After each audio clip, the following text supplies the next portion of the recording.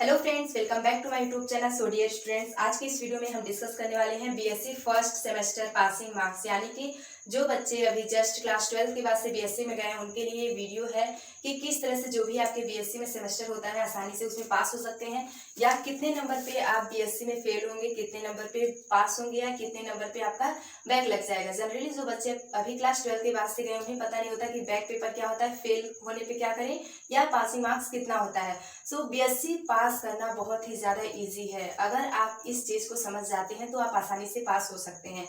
जैसे जो पहले जो यहाँ पे बीएससी का पेपर होता था वह साल में सिर्फ एक बार होता था, सेमेस्टर वाइज नहीं था।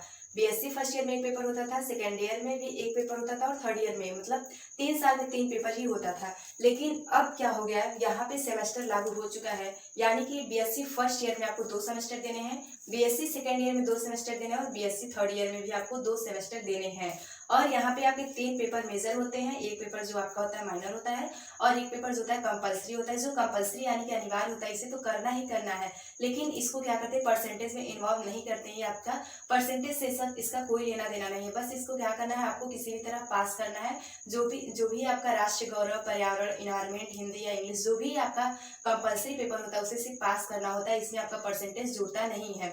अगर आप इस पेपर में फेल हो गए हैं तो आपका रिजल्ट नहीं मिल पाएगा जब तक इस पेपर को आप पास नहीं कर लेते। इस वजह से इस कंपलसरी को भी ध्यान में रखते हुए इसमें भी आपको पढ़ाई करना ही करना पड़ेगा।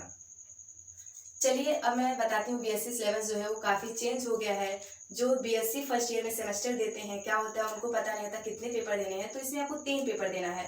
जो भी आपका मेन सब्जेक्ट होगा, जूलॉजी, बॉटनी, केमिस्ट्री, इसमें से आपके एक एक पेपर होंगे। इस तरह से आपको सेमेस्टर वाइज पेपर देना होगा। और बैक पेपर, फेल पेपर कब होते हैं इस तरह से, तो चलिए उसको भी मैं डिस्कस करती हूँ कि क्या यहाँ पे नया रूल लागू हुआ है। सो आप देख सकते हैं यहाँ पे सब्जेक्ट है chemistry, zoology and botany. Sorry, compulsory नहीं है, यहाँ पे कोई और सब्जेक्ट भी हो सकता है ऑप्शनल वे में, या तो साइकोलॉजी हो सकता है या कोई अदर सब्जेक्ट हो सकता है। केमिस्ट्री या जूलॉजी बॉटनी में भी आपका कोई यहाँ पे मैथ या फिजिक्स भी हो सकता है। देखिए ये रहा आपका सब्जेक्ट। इसके बाद से हम थ्योरी की बात करते हैं। थ्योरी, प्रैक्टिकल, टोटल मार्क्स और पासिंग नंबर। जो आपका सब्जेक्ट है उसका थ्योरी जो होता है 75 मार्क्स के होते हैं तीनों में। देखिए 75 केमिस्ट्री में, 75 जूलॉजी एंड 75 जो है बॉटनी में होता है। इसके बाद से जो प्रैक्टिकल का मार्क्स होता है उसमें 25 है। 25 आपका प्रैक्टिकल तीनों में होता है, 25, 25, 25। अगर आप मैथमेटिक्स से हैं तो यहाँ पे आपका प्रैक्टिकल नहीं होता है। जब हम इन दोनों को ऐड करेंगे 75 प्लस 25 तो क्या होगा, 100 होगा। 100 मार्क्स का आपका ये टोटल मार्क्स हो गया। तीनों जो हो गए वो 300 नंबर के हो गए। तो आपको पता हो चल गया होगा जो भी आपका बीएससी सेमेस्टर होता है वो 300 मार्क्स के होते हैं। देखिए लेकिन यहाँ पे पासिंग नंबर कैसे जोड़ा गया है, जो आपके 100 मार्क्स हैं, टोटल मार्क्स जो दिए गए 100 मार्क्स में आपको पासिंग नंबर 33 नंबर लाना अनिवार्य है। अगर बात करें थ्योरी की, तो थ्योरी में अगर आप पास होना चाहते हैं तो आपको 75 में से मैक्सिमम 25 नंबर लाना ही लाना पड़ेगा, तभी आप पासिंग नंबर आसानी से पा सकते हैं। अगर यहाँ पे 25 से कम नंबर आए तो क्या होता है, जो भी आपके एग्जामिनर होते हैं वो सोचते हैं प्रैक्टिकल में तो अच्छा नंबर है, लेकिन जो थ्योरी उसमें कम नंबर है, इस वजह से बच्चे यहाँ पे फेल हो जाते हैं। इस वजह से मैं बताऊंगी आपको कि जो केमिस्ट्री या जूलॉजी बॉटनी है, जब भी आप थ्योरी पढ़े तो कोशिश करें कि 75 में 25 नंबर जरूर लाएं आप। इस तरह से जब आप 25 लाएंगे तो आसानी से आपको यहाँ पे पासिंग नंबर मिल जाएगा, और प्रैक्टिकल में नंबर तो मिलेगा ही मिलेगा।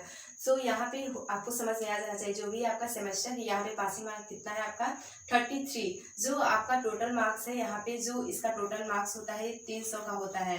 300 का पेपर आपका होता है, और जो एक लास्ट अनिवार्य वाला होता है उसका नंबर यहाँ पे परसेंटेज में नहीं जोड़ा जाता है। उसका कितना भी नंबर रहे, लेकिन बस आपको पास होने से मतलब है। स्टूडेंट्स, अब मैं यहाँ पे आपको डिस्कस कराऊंगी कि जो बीएससी फर्स्ट या सेकंड सेमेस्टर में बच्चे रहते हैं उनका बैक पेपर या फेल जो हो जाते हैं वो क्यों होता है, या ये बैक पेपर या फेल क्या होता है। जो बैक पेपर होता है यानी कि इनका बैक लग जाता है एक सब्जेक्ट में। जब आपका 2 पेपर होगा, जैसे कि 3 पेपर होता है इसमें, जब आपका 3 पेपर होगा और 3 पेपर में से आप 2 पेपर पास कर लेंगे, 2 पेपर जब आप पास कर लेंगे और एक पेपर में जो होता है इसमें आपका बैक लग जाता है। क्यों लग जाता है, क्योंकि जो तीसरा पेपर है उसमें आप कम नंबर पाते हैं, फेल नहीं होते हैं, कम नंबर पाते हैं, तो यहाँ पे आपका बैक लग जाता है और आपको ये पेपर फिर से देना होता है। अब यहीं पे देख लीजिए फेल क्यों होते हैं। जो आपका फेल होता है क्यों होते हैं, क्योंकि यहाँ पे अगर 2 पेपर में आप फेल हैं, यानी कि 2 पेपर में फेल हैं और एक पेपर में ही बस आप पास हैं। एक पेपर में जब आप पास होंगे तो आपका यहाँ पे फेल हो जाएगा, और जब आप 2 पेपर में पास हो जाएंगे तो यहाँ पे आपका बैक हो जाएगा। इस तरह से मैंने एक वीडियो बनाया है जिसमें बहुत डीपली समझाया, आप जाके उस वीडियो को देख सकते हैं, आपको वहाँ ईजी में मतलब एकदम आसानी से आपको समझ में आ जाएगा। सो ये रहा आज का मेरा वीडियो कि किस तरह से आप बीएससी फर्स्ट सेमेस्टर में आसानी से पास हो सकते हैं। पास करना तो बहुत ही आसान हो गया बीएससी सेमेस्टर की वजह से। आप देख सकते हैं कि अगर बहुत सारे बच्चों का जो मार्क्स है यहाँ पे अलग अलग होगा, तो आप इसके थ्रू निकाल लीजिए कि जब भी अगर आपको पास होना है तो जो यहाँ पे नंबर होता है आपको कम से कम 33% मार्क्स लेना अनिवार्य है। अगर आपका 33% है तो आप फेल नहीं होते हैं। अगर इससे कम है तो आप फेल हो जाएंगे। बैक क्यों लगेगा? अगर 2 पेपर में पास हैं और एक में पास नहीं है तो इस वजह से यहाँ पे बैक पेपर लग जाएगा। इस तरह से ये रहा आपका कि किस तरह से आप आसानी से पास कर सकते हैं। और पास करना तो बहुत ही ईजी है। क्यों ईजी है? क्योंकि आपको मैंने बताया कि 100 मार्क्स के आपके जो पेपर होते हैं ये टोटल होते हैं एक सब्जेक्ट का, यानी यहाँ पे देखा जाए एक सब्जेक्ट में तो आपको सिर्फ 33 नंबर ही लाने हैं, जबकि 75 नंबर आपका थ्योरी हो गया और 25 नंबर आपका प्रैक्टिकल हो गया। और अगर इस तरह से भी आपको समझ में नहीं आ रहा है तो मैं आपको बता देती हूँ, जो भी आपके पेपर होने वाले हैं, जैसे कि एक पेपर आपका 100 मार्क्स का है तो टोटल मिला के आपका कितना हुआ? 300 नंबर हुआ।